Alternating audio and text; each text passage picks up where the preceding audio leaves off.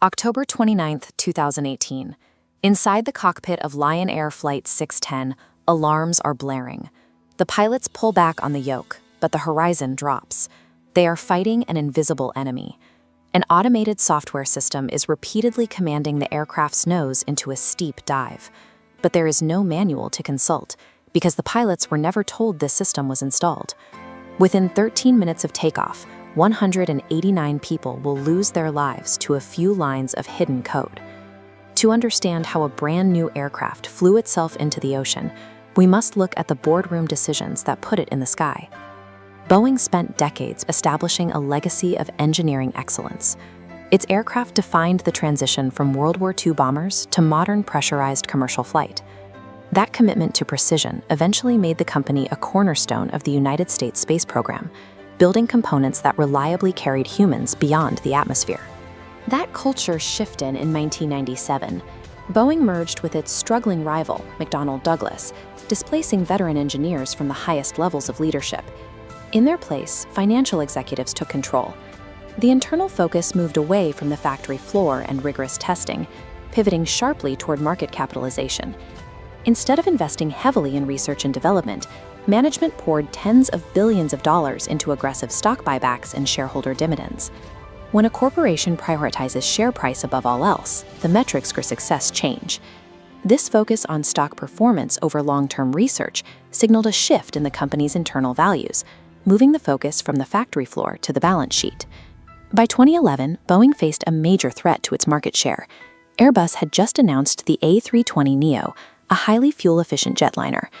Major carriers, including American Airlines, threatened to take their business to Europe. Developing a clean-sheet aircraft would take up to 10 years and cost billions. To keep customers, Boeing opted for a quicker, cheaper solution, attaching new, larger engines to the 737 airframe, a design already half a century old. The new CFM LEAP engines were highly efficient, but massive. The low-slung wings of the traditional 737 lacked the ground clearance to accommodate them. Engineers mounted the engines higher and further forward, shifting the center of gravity and causing the nose to pitch upward. To fix this, Boeing applied a software patch, MCAS. If sensors detected high pitch, MCAS automatically commanded the stabilizer to push the nose down. Boeing explicitly asked the FAA to remove mentions of MCAS from the pilot manuals. Acknowledging a new flight control system would have triggered mandatory simulator training for pilots, an expense airlines wanted to avoid. By concealing this software, Boeing created a dangerous vulnerability.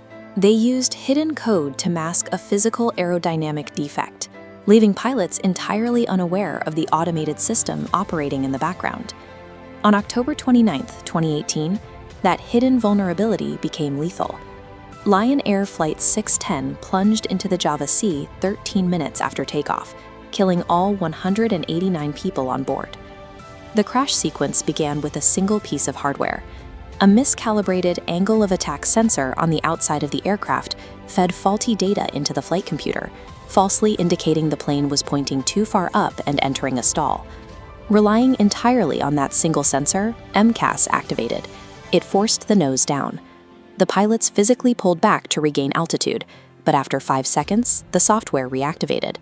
21 times the computer commanded a dive, overriding the crew's manual inputs. The crew frantically searched their handbooks for a solution. They could not diagnose the malfunction because the word MCAS did not exist in any of their training materials. The exact same aircraft had experienced the identical malfunction just 1 day earlier. An off-duty pilot in the cockpit knew the procedure to cut power to the stabilizer, but that critical fix was never communicated to the next crew. To secure sales and bypass costly simulator sessions, Boeing had engineered an aircraft where a single malfunctioning sensor could trigger an automated, uncommanded dive. Less than 5 months later, Ethiopian Airlines Flight 302 crashed outside Addis Ababa. 157 people were killed. Following the Lion Air crash, Boeing had issued a bulletin warning operators about MCAS. The Ethiopian crew knew the software was there and followed the emergency procedures, yet the aggressive automated trim still overwhelmed their ability to recover the aircraft. Aviation authorities across the globe quickly grounded the 737 MAX fleet. The United States Federal Aviation Administration was the last major regulator to issue a grounding order, acting only after the rest of the world had forced its hand. When investigators recovered the flight data recorders, the evidence was undeniable. The telemetry traces from both black boxes showed nearly identical, terrifying flight patterns. Subsequent congressional hearings exposed a paper trail of internal deception.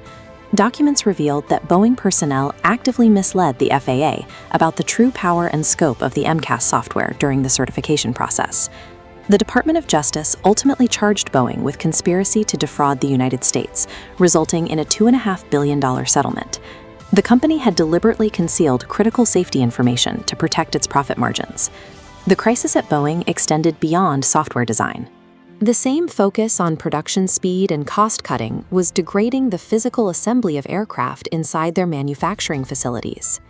Quality control managers, including John Barnett and Joshua Dean, filed formal complaints documenting hundreds of defective parts and ignored safety protocols. They described a hostile factory culture where workers were routinely intimidated and penalized for reporting defects. The consequences of those factory conditions materialized in January 2024. As Alaska Airlines Flight 1282 climbed past 16,000 feet, a door plug blew cleanly off the fuselage, violently depressurizing the cabin. Forensic analysis quickly identified the point of failure.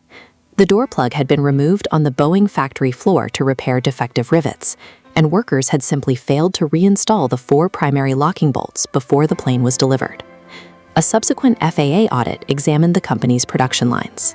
Years after the MAX tragedies supposedly forced a corporate reckoning, Boeing still failed 33 out of 89 safety and quality tests. The institutional rot remained. Despite billions in fines and intense public scrutiny, the corporate machinery continued to value quarterly delivery targets over foundational engineering integrity.